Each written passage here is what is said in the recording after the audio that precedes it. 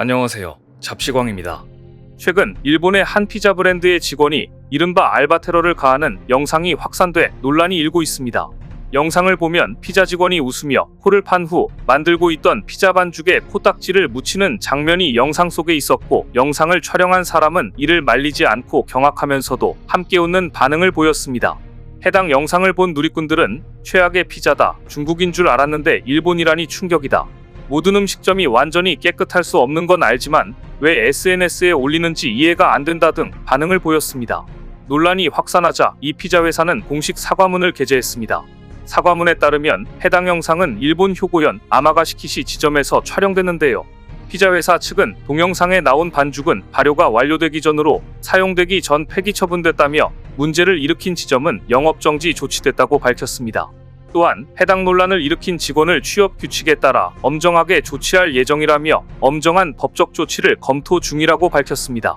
최근 일본에서는 이처럼 알바 테러 또는 바이토 테러가 유행처럼 번지면서 사회 문제로 떠오르고 있습니다. 알바 테러는 말 그대로 음식점과 편의점 등에 근무하는 아르바이트생들이 고객에게 제공하는 음식과 제품에 장난을 치고 찍은 영상을 올리는 행위를 뜻합니다. 문제의 알바생들은 손님이 먹을 음식을 땅바닥에 던지거나 침을 뱉는 비위생적 행위를 하고 이 모습을 영상을 찍어 온라인에 올리기까지 합니다.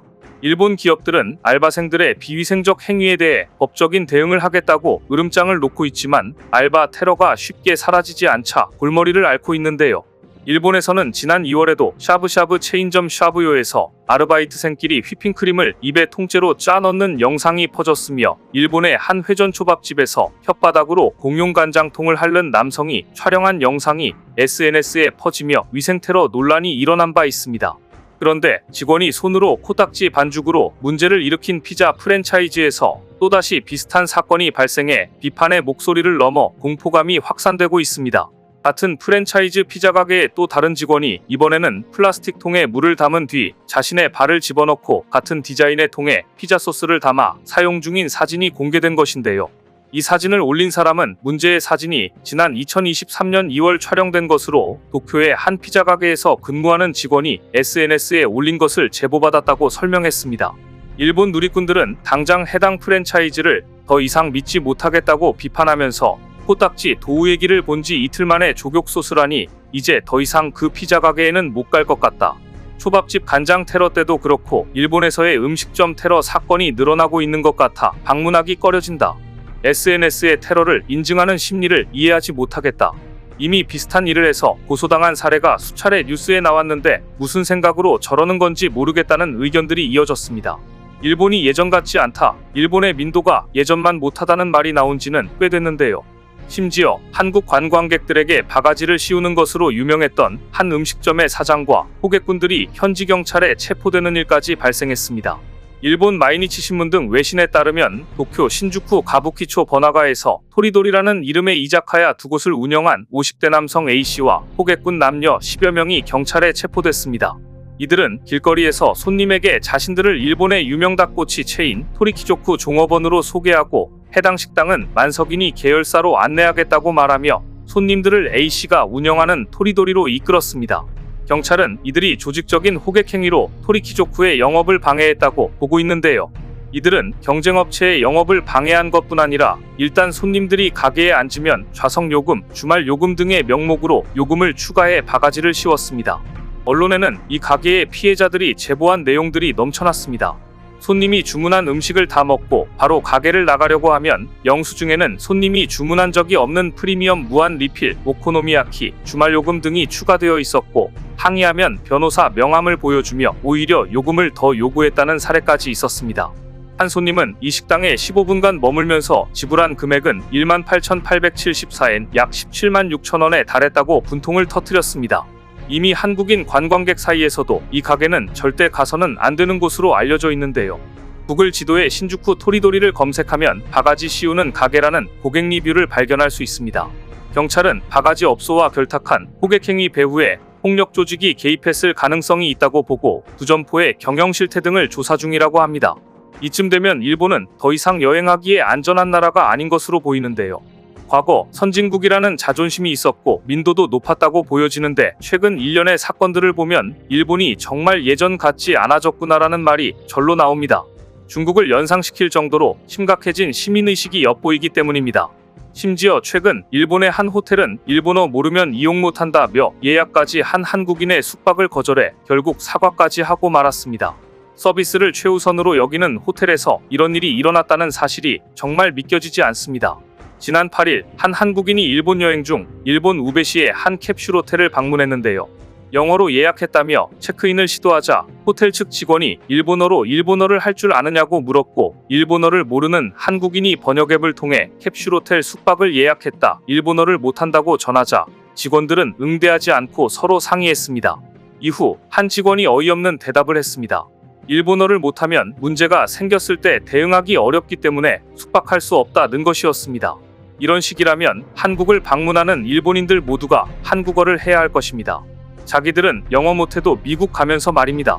한국 손님은 당장 다른 숙소를 구하기 어려워 재차 부탁했지만 상황은 변하지 않았습니다.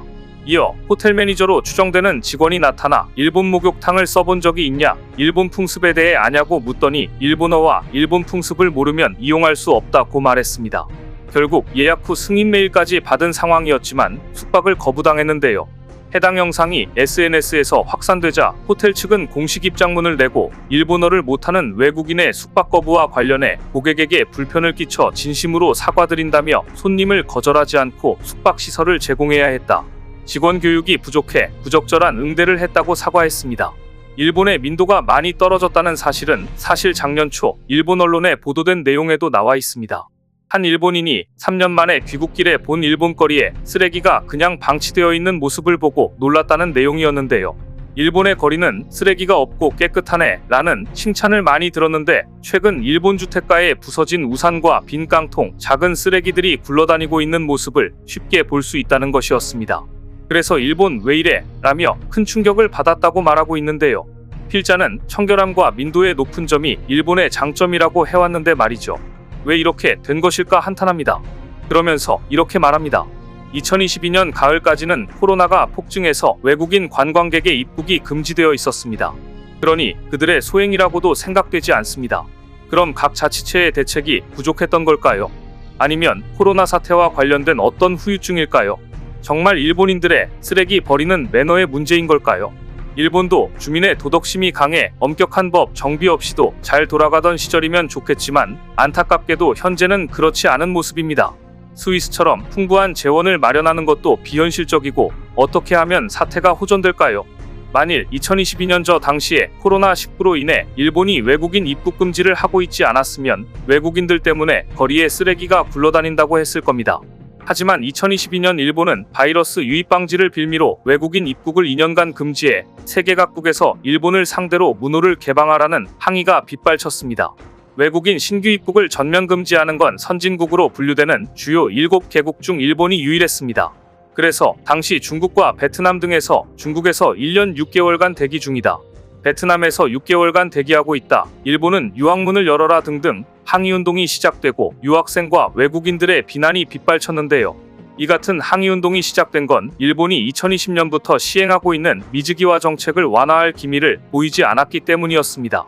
미즈기화는 적이 육지에 도착하기 전 바다에서 섬멸한다는 군사 작전에서 유래한 말로 코로나 유행국 출신의 외국인 입국을 금지해 바이러스의 일본 유입을 막겠다. 전 근대적인 인식에서 시작된 것이었습니다. 코로나 확산세가 멈추자 잠시 외국인 신규 입국 규제를 완화하더니 오미크론 변이가 확산하자 3주 만에 철회했던 일본인데요.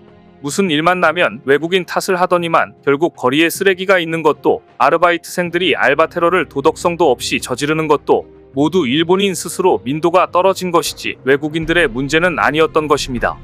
오늘 준비한 소식은 여기까지입니다. 댓글을 통한 여러분들의 많은 의견 기다리겠습니다. 시청해주셔서 감사합니다.